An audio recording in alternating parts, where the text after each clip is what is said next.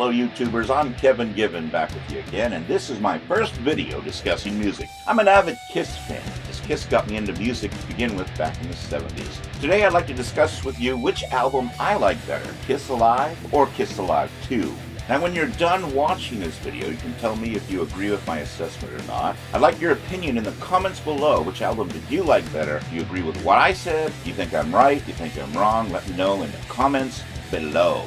Kiss Alive was recorded at concerts in Detroit, Michigan, Cleveland, Ohio, Wildwood, New Jersey, and Davenport, Iowa in 1975. They contain classic cuts from their first 3 studio albums. This album helped boost their career as the first 3 studio albums didn't sell well, even though they were selling out huge auditoriums in concert. The album also helped save the fledgling Casablanca Records from bankruptcy. The band chose the title as an homage to the Slade Alive album, a band that was highly influential to Gene, Paul, Peter, and Ace. Almost immediately after their initial success, the band began to fracture and their egos got in the way of their music. The origins of Alive 2 go back to early 1977, when the band's manager Bill Aucoin suggested that Kramer record a live album during the evening show at Budokan Hall in Tokyo, Japan in 1977. Kramer finished work on the album, but Casablanca and Kiss deemed it unusable. Most of the live tracks on Alive 2 were recorded during the band's August shows at the Forum while on their Love Gun tour. The band didn't want to duplicate the songs included on Alive. The songs chosen for the 3 live sides of the album were all drawn from Kiss's 3 preceding studio albums, Destroyer, Rockin' Roll Over, and Love Gun.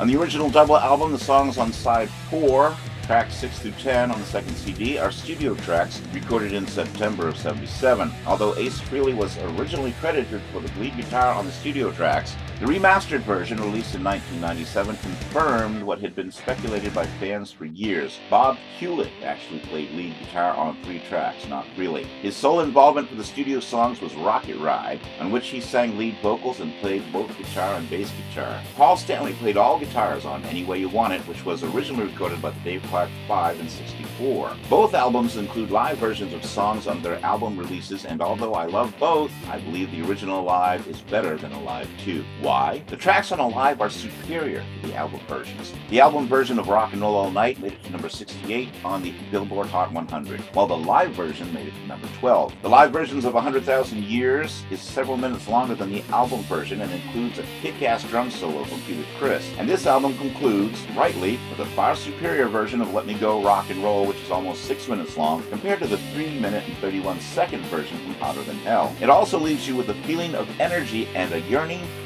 more. Alive 2, on the other hand, has competent live versions of their songs, but there's something missing. The Destroyer cuts lack the influence of the orchestra and various sound effects from the album itself, and the tracks for a lot of their songs are even shorter than the album versions. Beth, which would become one of their signature numbers as it's their highest charting single, is only 2 minutes and 24 seconds on Alive 2 and included as the second track on side 3, not at the end of the show. And the live show concludes with Shout It Out Loud, which is lengthened, but only to 3 minutes and 37 seconds. Nowhere near as energy pumping as Let Me Go Rock and Roll, and does not leave you with the feeling of wanting more. At least it didn't for me. Plus, the live version of Rock and Roll All Night charted higher from the album version, where the live version of Shout It Out Loud only made it to number 54 on the Hot 100, while the studio version charted higher at 31. The Alive 2 experience couldn't even give us 4 sides. It's only 3 sides, with the 4th consisting of studio tracks, which are hardcore enough, but not memorable in any way. They feel like outtakes from Rock and Roll Over. As we mentioned before, Ace didn't even appear on 4 of the tracks, as the band was fracturing from within, even at this stage of the game. And the final song on the album,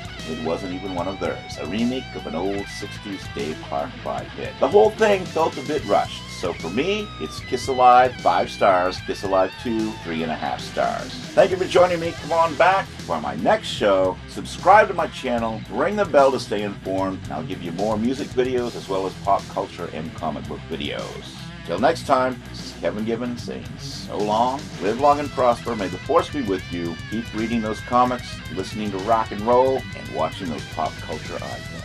I want to remind you that if you love comics and pop culture as much as I do, you'll subscribe to my channel and ring the bell to stay informed of upcoming videos. Please share this video, as that will help me gain subscribers as well. I also want to remind you to check out my columns and reviews on two sites, Comics for Sinners and Comic Crusaders. I also have my own franchises, Adolescent Radioactive Samurai Platypi and Carl Vincent Vampire Hunter. The latter has been picked up by Cutthroat Comics. Check the links below for more details and the link to Dracula Rising, which is available on Amazon. Here's some great artwork from Raphael Lanahaus from the origin story Foul Blood. Once again, available on Cutthroat Comics. See the links below. I also have a book which is a collection of my reviews and columns called Comics, Pop Culture, and Politics.